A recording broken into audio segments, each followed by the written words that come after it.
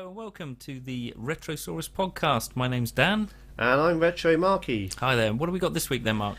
Well, one of my favourite machines of all time, and probably one of yours as well. It is the legendary Commodore 64. Yeah, we're going to be talking about the Commodore 64 today. A little bit late with the podcast this week, and that was because we had a fantastic Mother's Day over the weekend, which was at our usual 2-week recording period, so we stowed that.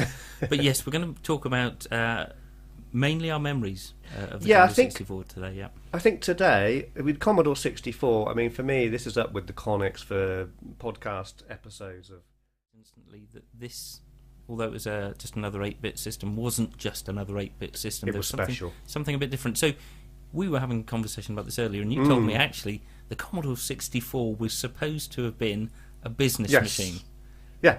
Although we have our doubts about this, but go ahead. In fact, CBM stands for Commodore Business Machines. So they started off making, I think was it typewriters or something like that? Or photo? Calculators, probably. Because I remember the Commodore PET, the reason it was made from that steel, that metal, and weighs like half a ton, was because they were recycling, I think it was metal from old typewriters. Made out of old battleships. Yeah, probably. So, although so you had basically... anyhow, should we move on to talking of media, the games we were playing at the time? Because we really bonded over this, I think. I know we mentioned we met...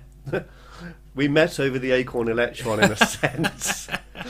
And we mentioned that in episode 1. But I think the Commodore 64, there was something magical at that time. I think a combination of us, the games, discovering the Commodore 64, and also the programmers discovering what they could do with it. And it just started to shine as being, I mean, this is my opinion, but superior to the Spectrum and the Beeb. It really got, and the gap got bigger, I think.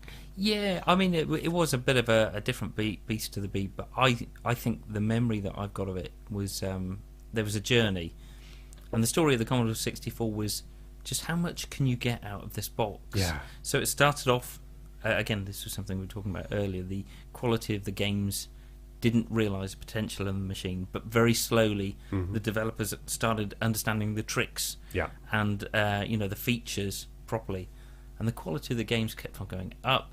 And up and up and up. So, there were some groundbreaking games. First Co-op. Of course, my all-time favourite game, Whizball.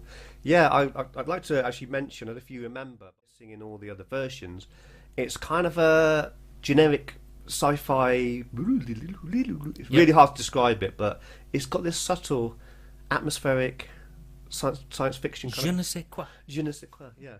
Yeah, and that is a whole summer spent in Philco's house, sitting with him as we went through that. The amount of hours we spent on that were...